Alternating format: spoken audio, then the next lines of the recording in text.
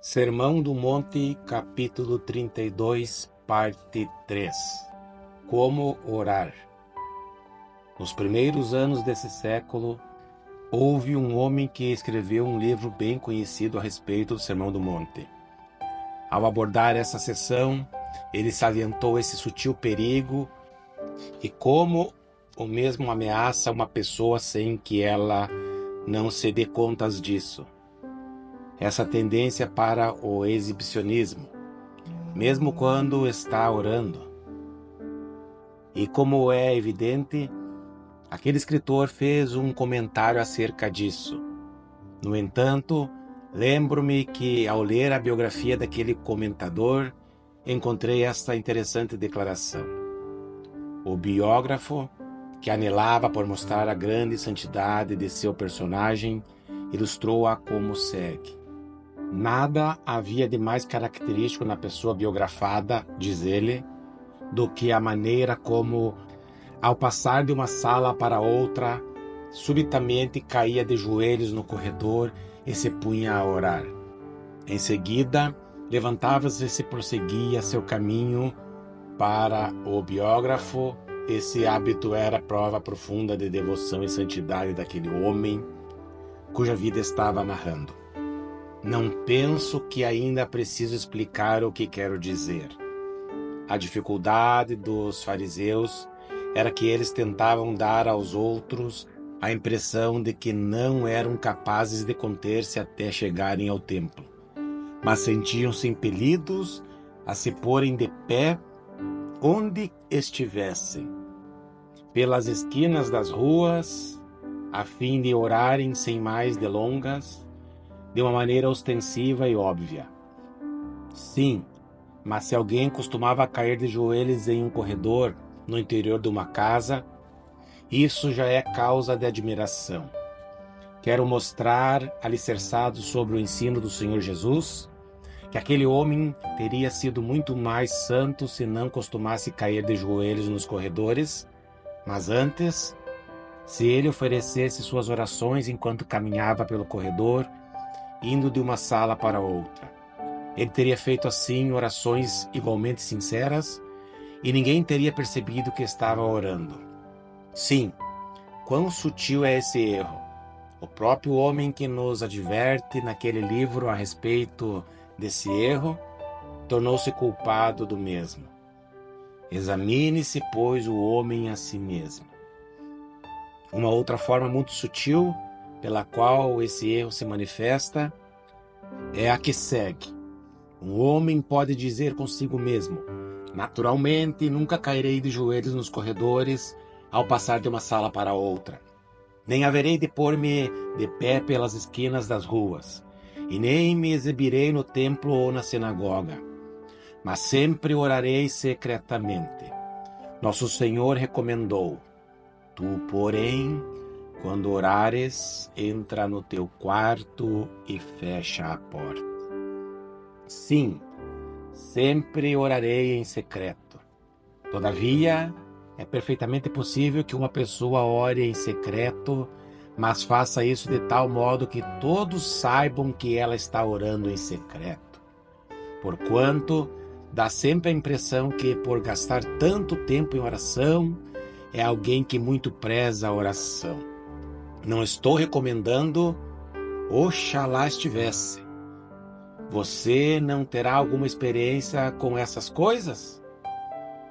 Quando você está em seu quarto de porta fechada, quais são os pensamentos que lhe ocorrem? Pensamentos sobre outras pessoas que sabem que você está ali, pensamentos sobre o que você está fazendo e assim por diante? É mister que nos desvencilhemos da noção que esse erro só opera quando oramos daquela maneira exibicionista e alardeadora, conforme faziam os antigos fariseus. O erro se repete de muitas outras maneiras, mas sutis e difíceis de detectar. Como é lógico, não devemos ser excessivamente escrupulosos quanto a essas questões, mas o perigo que nos ameaça é tão sutil que sempre devemos tê-lo em mente. Lembro-me de como as pessoas falavam de um certo homem que frequentava certas conferências, observando, admiradas, que ele sempre esculpia terminadas as reuniões, a fim de subir até o alto de uma elevada pedra, e então se ajoelhava e orava. Bem, sem dúvida aquele homem costumava fazer tal coisa, mas não me cabe julgá-lo. Todavia, tenho indagado se naquele imenso esforço para subir e descer a pedra não havia certa dose daquilo que o Senhor Jesus aqui denunciava. Qualquer coisa em comum serve somente para atrair a atenção alheia para si mesmo. Afinal de contas, se eu me desviar do caminho, metaforicamente falando, não tanto para pôr-me de pé pelas esquinas das ruas, mas para tornar-me famoso como o homem da pedra solitária. Então, estarei chamando a atenção das outras pessoas para mim mesmo. Este é o problema. O negativo torna-se positivo de maneira muito sutil antes de percebermos o que estamos fazendo.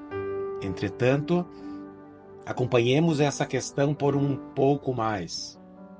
Uma outra variedade desse erro é o terrível pecado de se orar em público, de maneira tal que sugira aos outros o desejo de se exercer influência sobre as pessoas presentes, ao invés do indivíduo aproximar-se de Deus com reverência e santo temor. Não tenho muita certeza quanto àquilo que passo a dizer, pois com certa frequência tenho debatido o ponto comigo mesmo, em razão do que falo com alguma hesitação, mas penso que essas instruções aplicam-se às chamadas belas orações, que muitas pessoas costumam oferecer. Tenho indagado de mim mesmo se jamais deveríamos fazer belas orações. Quero dizer com isso que não me sinto feliz diante de alguém que dá muita atenção à forma externa da oração, mas admiro que se trata de uma questão altamente discutível. Recomendo que você medite a esse respeito. Há pessoas que afirmam que qualquer coisa oferecida a Deus deve ser bela e que, por isso mesmo, deveríamos ter cuidado sobre como formamos as nossas sentenças, como pronunciamos as palavras e como cadenciamos as frases de nossas orações. Dizem elas que coisa alguma pode ser bela demais, se tiver de ser oferecida a Deus. Admito que esse argumento se reveste de bastante força. Não obstante, parece-me que esse argumento é totalmente negativo, pois cumpre-nos pensar que a oração, em última análise, consiste em falar, em conversar e em ter comunhão com o nosso Pai Celeste. Ora, ninguém se dirige dessa maneira perfeita e polida àqueles a quem ama, dando demasiada atenção às sentenças, aos vocábulos e a tudo mais. Sem dúvida alguma, há algo de essencialmente espontâneo na verdadeira comunhão e companheirismo com o Senhor. Essa é a razão pela qual nunca acreditei nas chamadas orações impressas, que então são lidas do púlpito. Logicamente, isso depende de questões muito mais amplas e profundas, a respeito das quais não podemos agora tratar, mas simplesmente estou levando a questão para que você a considere. No entanto, quero sugerir que o princípio normativo é que o ser inteiro daquele que ora deve fixar sua atenção em Deus, concentrando nele todo o interesse, esquecendo-se de qualquer outra coisa, longe de desejarmos que as pessoas nos agradeçam pelas nossas chamadas belas orações. Deveríamos ficar perturbados quando isso acontecesse. A oração pública deveria ser formulada de tal modo que tanto as pessoas que estivessem seguindo a oração em silêncio, como aquele que estivesse proferindo as palavras, não tivesse consciência da presença um dos outros mas antes fossem elevados nas asas de oração até a presença mesmo do Senhor.